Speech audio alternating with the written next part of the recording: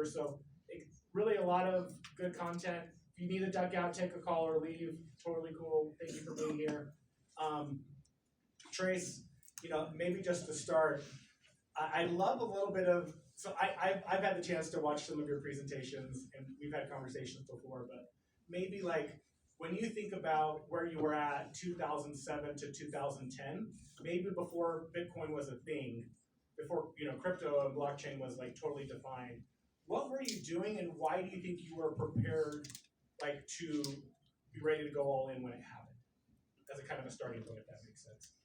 Yeah, so that's kind of how did the stars all align for that, right? Yeah. I suppose it starts when I was really young. My mom felt that I needed to learn about money, and my dad was an entrepreneur, and so when I wanted my own bicycle, he was like, "How are you going to buy it?" And we'd go collect like cans on our nightly walks, and I'd feed them to the Golden Goat, and they'd give me quarters, and I bought my own bicycle, sold Otter Pops, like to the construction workers, like just very entrepreneurial, where kind of if you're gonna make something out of what you want.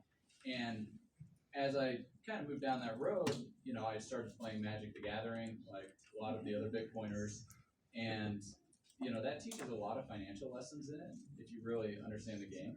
You got like income and upkeep and like all these things. So I played the game, and then I played an online text-based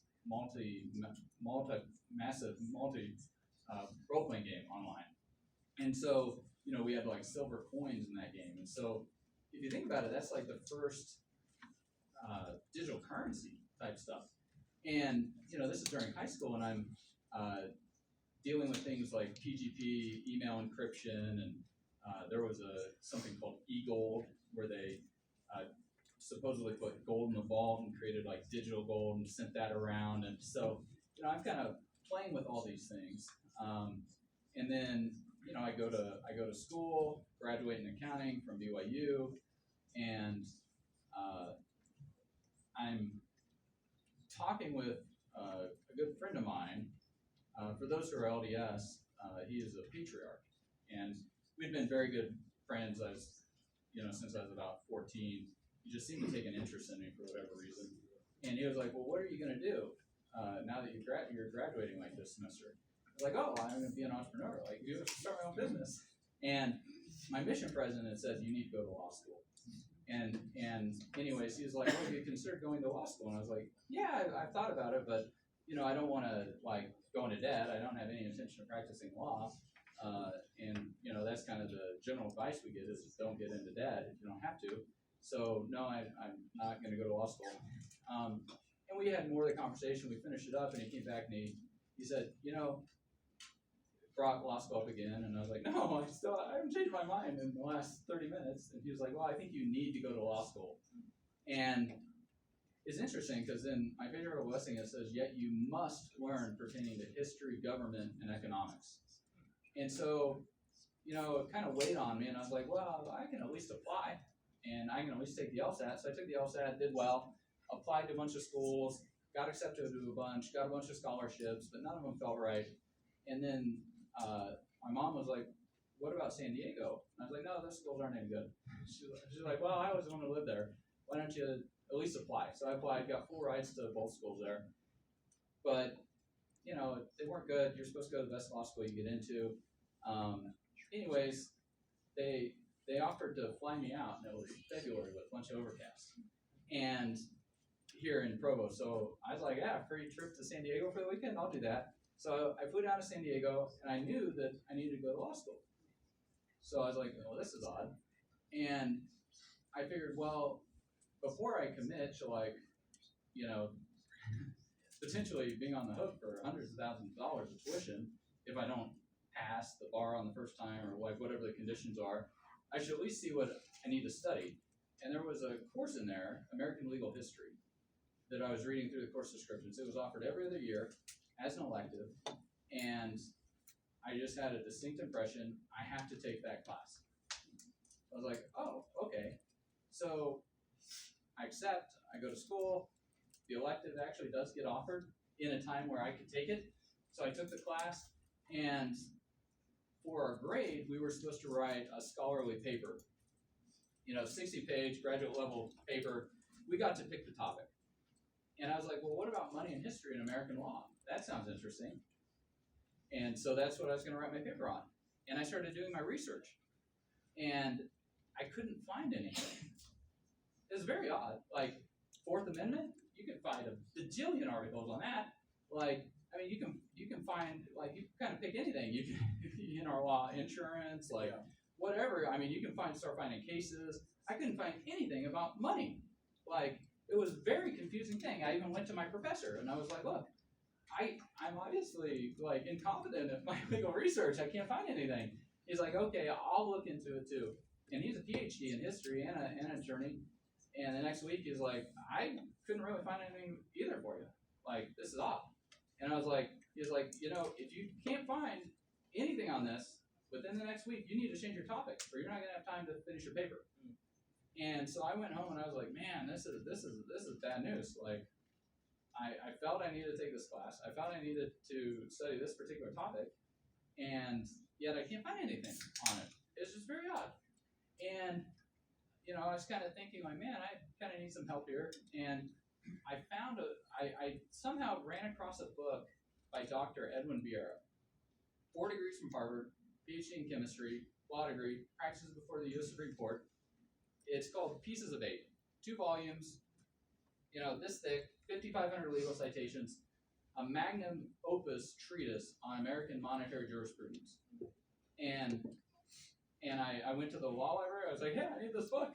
And they're like, oh, we don't have one. But there's one up in LA. Out of 17 law schools, only one in the law library. So they got it. They shipped it down to me. I'm like going through it. I'm like, holy cow. Like, greenback cases. Article 1, Section 8, Clause 5. The federal government's given the power to coin money. Notice it's coined, not printed. Then Article 1, Section 10, Clause 1, no state shall make anything but gold and silver coin to tender payment of debts.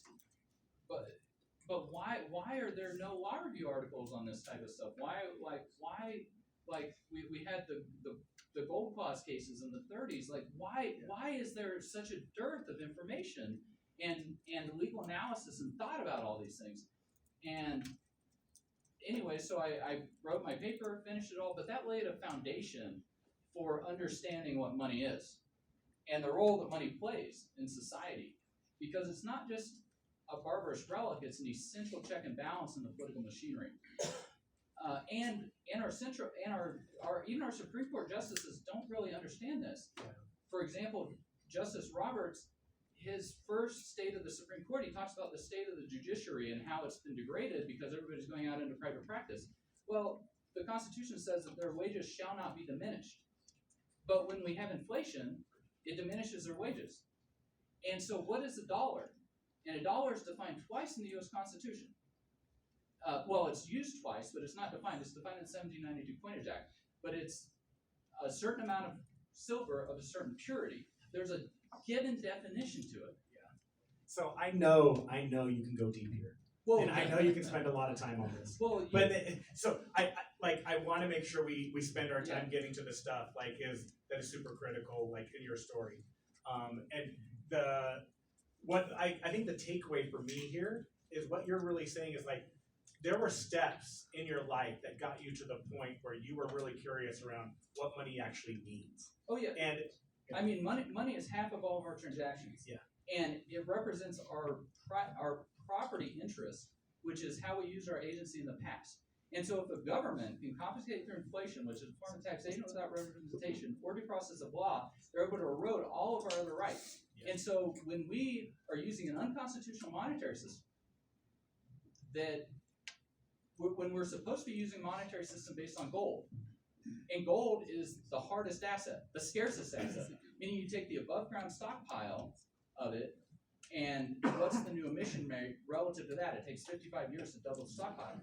Well, this is what I learned in this class in 06, 07. Yeah. So then when I come across Bitcoin, what do we have?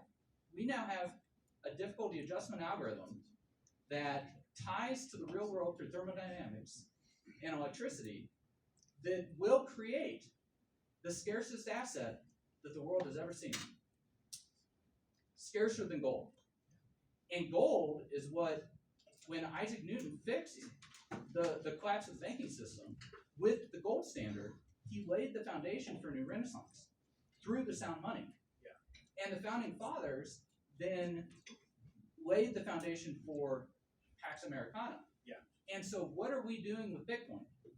We're writing the new code for the new future and for the new renaissance that's going to be built on an asset that in April is going to be harder and scarcer than gold is.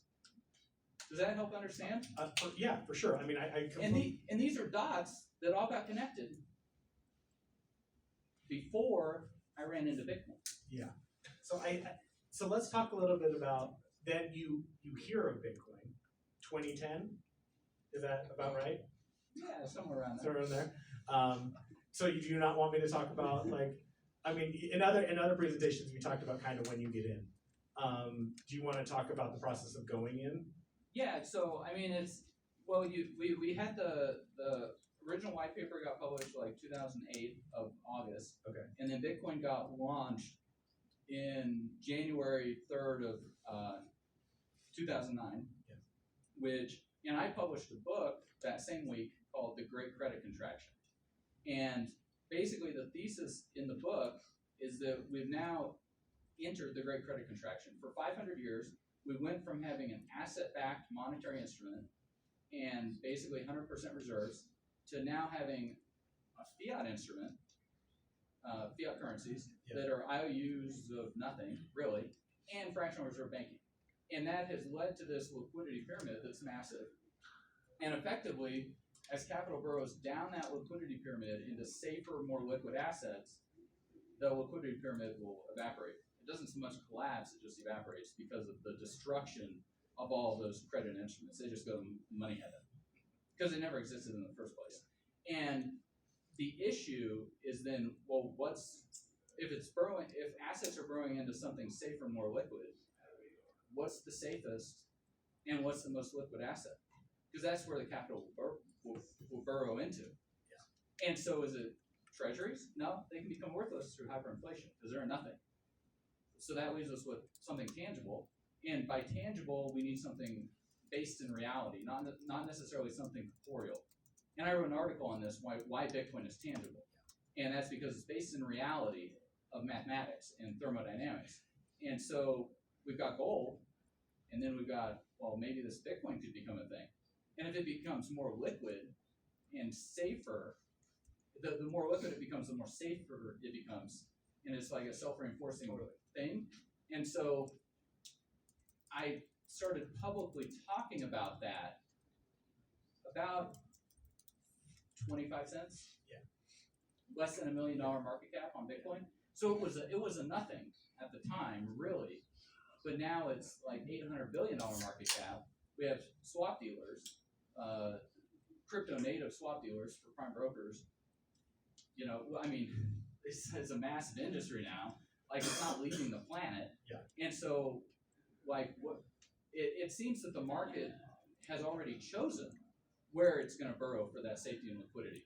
Yeah, I mean, Larry Fink called it a flight to quality this year, after calling it like lots of other bad things over the last 10 years prior, right? So yeah. I think we have about 15 minutes, like, so I just want to kind of fast forward a little bit in the story. For those who don't know, like, you know, Trace, we'll provide some content for everybody after this session around like some of your content and your theories, which I think are very useful to properly understand all the things. So 2011, you're helping, you know, create the first Bitcoin conference. 2015, you're speaking at conferences. 2019, you're on the Pump podcast and a lot of other podcasts. You're helping Wyoming write legislation. And Utah. And Utah. Could you spend a minute, maybe a little bit, about how you tried to help the church understand crypto, which I think is a great story. I'll leave that to them. So, Clinton, you know. Or Clinton, yeah. Yeah, so, you know, I think that, could you maybe, I mean, I know you had the opportunity to meet with the church on this topic. Well, I mean, there's lots of different people in the church, but like, we have an issue. How do we get value transferred back to headquarters from Africa, for example, where most members don't even have a bank account? they're probably just going to skip them, just like they skipped landlines and went to mobile. What type of technology are we going to be embracing? You know, I mean, those are all kind of And I think issues. I think that's like what really got me into crypto was this idea that not necessarily the U.S. needed it, which it does, but like South America. I was in Argentina, and I was there when the inflation hit. You know, you talk about people who their life savings became useless because the hyperinflation happened to them. So you see the new president of Argentina, who's just elected, talking about Bitcoin as a better form of currency for his people. And I think that's kind of along the lines of what you were trying to communicate. Is that? Well, I mean, that's what the thing is. Like, it's an essential check and balance in the political machinery, like freedom of speech. Yeah. And Bitcoin, at the end of the day, is just math. Are we going to make numbers illegal? I mean, in the U.S., we actually have. There are illegal crimes. You can go to jail if you possess a particular number. And so these are issues that we're going to have to work out as a society. Are we going to be able to keep secrets? Yeah. You know, because you have to be able to keep secrets of a private key. And one of the pieces of legislation that we passed in Wyoming that we're trying to hopefully pass this coming legislative session, the Utah Blockchain Task Force just formally voted and endorsed it in our last meeting, is a piece that Representative Trevor Lee, who's here, is running. It'll no forced or compelled disclosure of a private key in the state of Utah. So that'll be a bulwark or some type of strength. So I mean, these are things that we are going to have to like do, you know. And what type of a world do we want to have, and do we want to live in? Do we want to live in one where we have private property rights, or do we want to live in one where there's a social credit score type system where, like, you know, basically look at China. You know, these are going to be the discussions for our day and age. So when you think about, you know, obviously you've done very well. Your commitment and belief in this has paid off. I think a lot of people would have sold at the 5x, at the 10x, the 100x, the 1000x. Like the one of the terms that you've been referred to as the holder of last resort. Yeah, I claim that the hodler of last resort in the crypto terms. But you've shown commitment and conviction, and many people could have taken, you know, an easy route. So what I mean, I preface that by asking, how do you hope to take what your commitment now, and how do you view that, what you're doing over the next decade? Like, what do you want to focus on? What are your priorities? How do you think about what you hope your own capital accomplishes? Yeah, I mean, like, one of the two groups I went after to kind of spread the message of Bitcoin to first were the gold bugs, because they should have understood gold sound money, and the libertarians. Why the libertarians? Because they are philosophically have a particular viewpoint and are passionate about it. And if we could transfer wealth to them, like, what are they going to do with it? And so, you know, I look back to my own ancestry. My 8th great grandmother's brother was Robert Morris. There are 2 people who signed all 3 of the founding documents: the Articles of Confederation, the Declaration of Independence, and the Constitution. Robert Morris was one of them. Robert Morris was the best friend of George Washington. Robert Morris was self-made. He single-handedly funded the entire U.S. Revolution. Wow. Like, I mean, he paid for all the guns, he paid for, like, all the stuff. Crazy. And so, you know, what, like, man, it'd be fun, like, you know, sit at the table with someone like that, you know, and be like, oh, you know, I gave it a good shot too. And awesome. So, you know, things like this legislation that Trevor's working on, you know, I see that as like helping protect our individual property rights and stuff. So, I mean, that's kind of what I hope to accomplish. That's great. I do want to leave time for the group to ask questions. So I'm gonna, if you guys want to think about that, yeah, Clint, please. Love what you've done to help the world understand Bitcoin. Would love to just hear your thoughts outside of Bitcoin, other blockchains, other tokens. Where do you have conviction that there's a use case for society and for people going forward? That's going to be a hard one for him to answer, because I think I know this answer. Yeah, so, I mean, Bitcoin's got the network effect and pretty much has the showing point. Oh, sorry. Yeah, for those who didn't hear. Clint asked, what other blockchains other than Bitcoin do you have conviction in? Or are you a Bitcoin, you know, only kind of person guy? Yeah, so, I mean, that's a good question. I think with Bitcoin, we've got the beachhead, we've got the network effects, we've got the liquidity, the censorship resistance. Those are all extremely difficult things to kind of accomplish. I think a question that the market has yet to answer.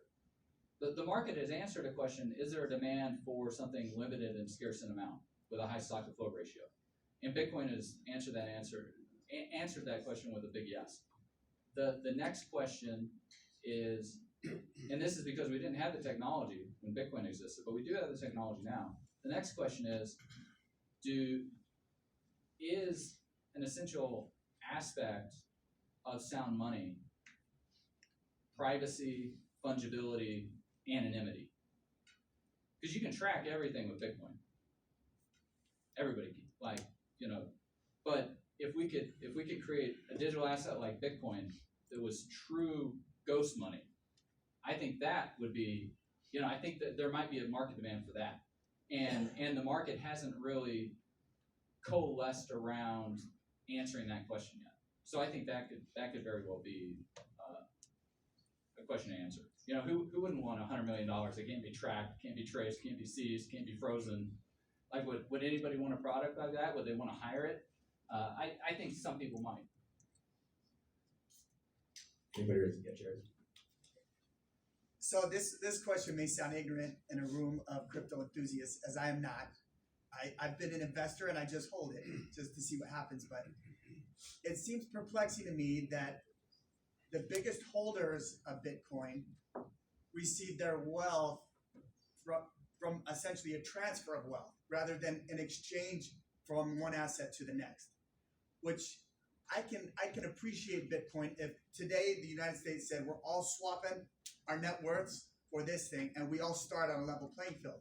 But because you got in early, you've amassed a fortune that the rest of us can in no way catch up with, even though our wealth at that given point may have superseded yours by multiples.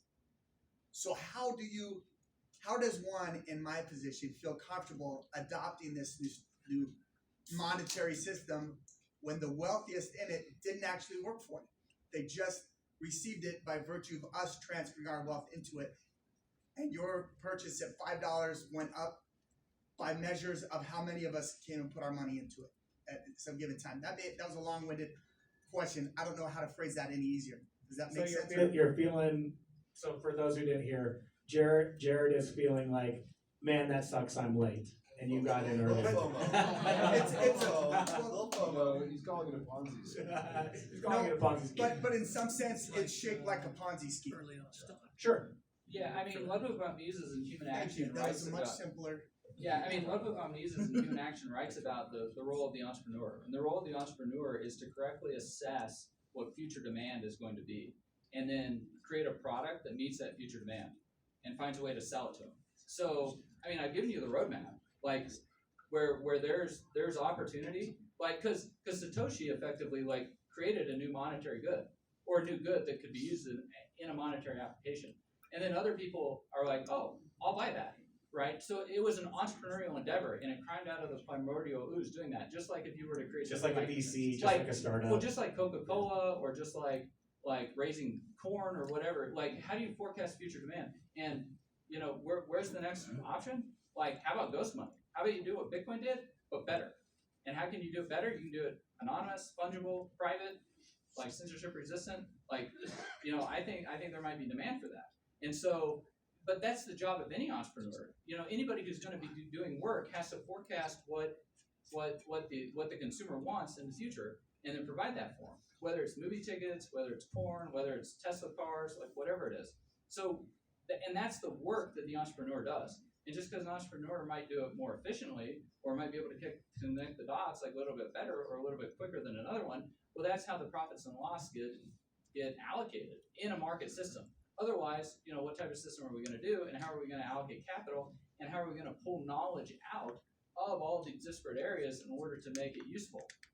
And that's the knowledge problem that we solve through the profit and loss pricing system.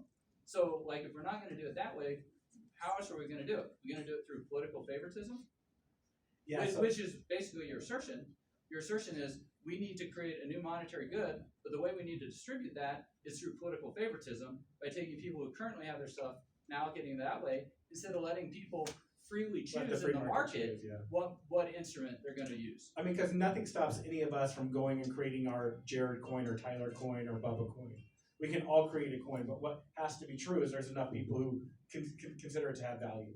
And what Bitcoin has done well is it's created an environment where there's enough people who can put value to it, and now each one is worth $43,000 and change. Yeah, and this is how we get wealthier as a society. We operate better as entrepreneurs. And you have to build a following. You have to build a movement. I mean, Yeah. David Sachs in tech talks about that all the time. Can you build a movement? And Bitcoin has done a good enough job of creating a movement where now there's enough people who deem it as valuable to now where the largest asset holder in the world, BlackRock, calls it a flight to quality. But So- but all of that was Doesn't come done. easy. All of that was done through free exchange, with no force, no compulsion, no coercion, no political favoritism by shifting current things into something else against people's will. Everybody who's gotten Bitcoin has gotten it at the price they deserved it, because they chose to buy it at that price. They weren't forced to. So Bitcoin's the peaceful answer to all of this, as opposed to the politically enforced answer. Thank you. I love that answer. Yeah, Tim. I'm not sure how familiar you are with quantum computing, but the transistor's being replaced by something called the qubit. So to make it understandable, when you have a transistor and you add a second transistor, your computer's twice as fast. When you add a second qubit, it's 2 to the x. So you add 10 qubits, it's like 2 to the 10th power. And there's machines coming out in the next 2 or 3 years that are going to be, thousands of qubits. And they say the company that owns the quantum computing will control the global economy. And you think of all these, factories that are building Bitcoin. Do you have any opinion on how quantum computing is going to affect that? So I think the guy who has the quantum computer, whether it's Microsoft, Google, IBM, and there's 2 or 3 others, are going to mine a lot of Bitcoin. I just wondered if that's on the horizon over the next. Yeah, I guess the question, summarizing it for everybody, is how does quantum computing impact, the Bitcoin system? Yeah, I mean, some of the crypto algorithms are supposedly like quantum resistant. I guess we wouldn't know until after the fact, right? No, I mean, that's like, I think those are some of the major Achilles heels questions, like how's artificial intelligence or artificial general intelligence play into this? Are we going to be able to break encryption as we know it with some of these tools? Just the sheer processing power that we've got out there. I mean, sure, we could switch from some of the algorithms that we use in Bitcoin to ones that might be quantum resistant, but I mean, we also might not know until after the fact that we needed to switch. Right? Yeah. So, I mean, no, that's an excellent question. But we have similar questions with take gold and nuclear transmogrification. Like moving one of the isotopes. And now we could just make as much gold as we want. So I mean, this is, and they did. They've done it in some of the issues. It's just it's radioactive. But I mean, we don't know what we'll necessarily be able to have with our technology, right? Thank you. Okay, we got time for one more question. One more question. Everybody good? Any parting words, Trace? Anything you'd like to say to the group? I mean, you have a lot of people here who are important to Utah. Anything you'd like to share as kind of a leave behind? Yeah, I think like the most important part is just investing in the human capital, and part of at least the strategy I'd like to see implemented. And I've talked with Steve.